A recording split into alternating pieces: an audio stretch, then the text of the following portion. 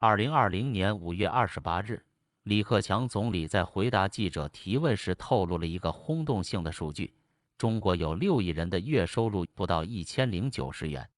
这个数据一出，立即在社会各界掀起巨浪，人们纷纷质疑其真实性。就在最近，中国著名经济学者又放出一个更加惊人的数据：中国约有9.64亿人口月收入在2000元以下。这一数据的威力无疑大于李克强总理透露的数据，它意味着近10亿中国人的收入水平低至地沟油，生活在贫困线的边缘挣扎。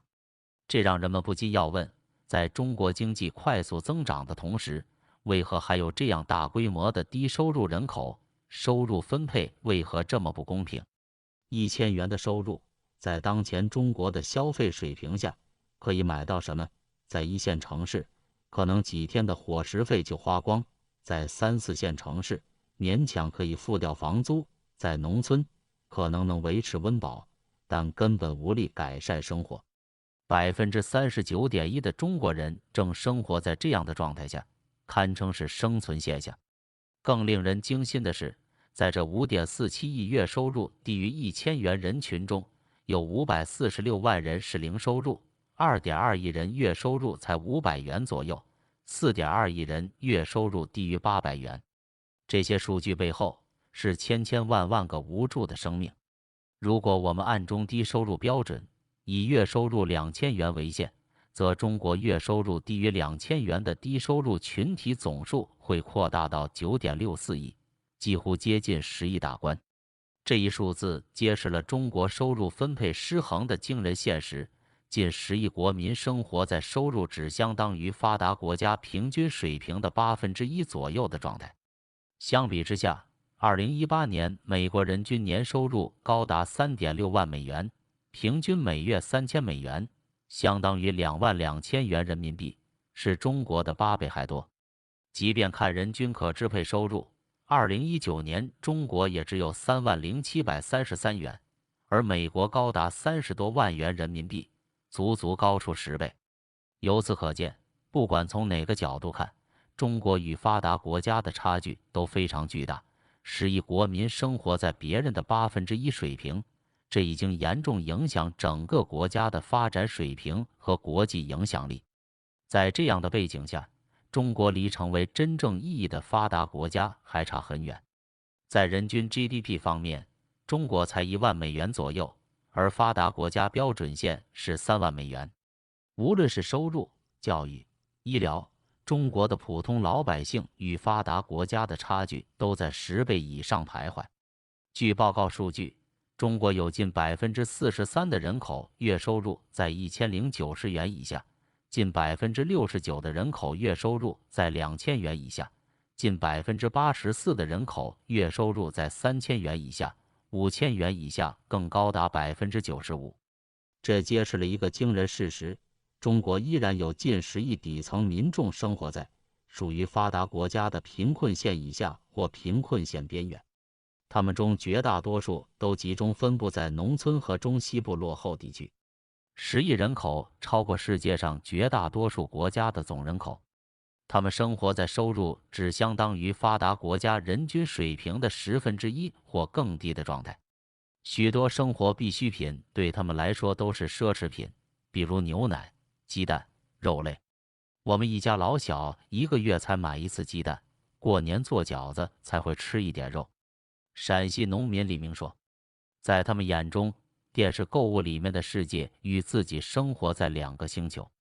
中国低收入群体主要生活在偏远农村，他们的需求常常被城市的喧嚣掩盖。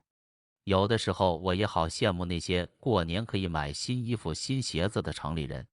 一个湖南农村孩子说，在这些孩子的字典里，富裕代表的就是能吃上白米饭和肉。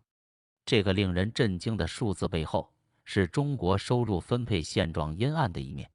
中国无疑取得了巨大的经济增长，但是增长的果实却被极少数人垄断，导致收入差距拉大，贫富悬殊加剧的问题严重存在。这6亿低收入群体静悄悄地生活在我们的身边，他们的悲惨遭遇鲜为人知。中国著名经济学者的数据援引自北京师范大学的调查，数据显示，这6亿低收入群体中，成年未婚比例高达近20%，平均年龄只有38.5岁，但已有近40%只有小学及以下学历，近10%是文盲。这些人大多只能自谋生路，或者干些临时零工，或者稀里糊涂的种地，收入长期徘徊在生存线边缘。他们的教育程度决定了他们没有足够的知识和技能改变自己的命运，只能勉力维持温饱，很难获得明显的收入上升。那些进城打工的农民工也大都从事一些重体力的低技术工作，比如建筑工人、保洁员、快递员等，工资水平很低。打工者们不得不长时间工作来维持城市的高消费生活，却仍然仅能获取很低的收入。这些农民工的辛苦付出与收获的对比令人心酸。就像这些打工者一样，如今许多刚步入社会的大学毕业生都面临严重的就业和经济压力。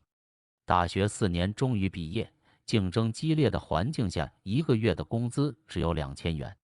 在城市生活成本高昂的情况下，但是房租就去掉了一半，剩下的钱还要支付吃饭、交通等各种支出，根本不够使用。相比之下，中国的高收入阶层过着与世隔绝的奢华生活。据报道，中国超高净值人群已经达到100万之多，他们人均资产超过1.5亿元人民币。这些富豪们居住在豪宅区、高档社区，过着与外界隔绝的奢靡生活。他们开着名车，乘坐私人飞机，在高尔夫球场悠然度日。与6亿月收入才1000元的低收入群体遥不可及的生活形成了强烈对比。中国收入差距之大，令人叹为观止。当人民百姓正在遭受苦难，他们却在强调面对艰难困苦能增强意志和体魄，但实际上是在轻视和歪曲人民群众正遭受的困境。把百姓的苦难当成是锻炼身体的机会，是非常不负责任和无情的。面对经济形势艰难、生活拮据的普通老百姓来说，他们正在忍饥挨饿，被迫节衣缩食。现在普通老百姓天天都在遭罪，兜里没有几个钱，吃顿好点的都成问题。天天受罪还能强壮身体，整天就想着怎么填饱肚子，哪有功夫去锻炼呢？就算在风里淋雨，也强壮不起来，只会越来越虚弱而已。将人民百姓所经历的困境视为一种锻炼身体的机会，实在是过于无耻。这种漠视人们生计压力的言论，无疑是对广大民众苦难的冷漠嘲讽。相反，不去关注和解决社会问题，而是把人们的艰辛生活当成一种所谓的身体训练，这无异于在火上浇油，是对人民痛苦的漠视和嘲弄。把自己的身体健康归结于长期喝茅台酒，80年茅台零售价张嘴就来，我们普通百姓能做什么呢？就希望他多喝点茅台，最好天天喝，一喝到底，千万别停。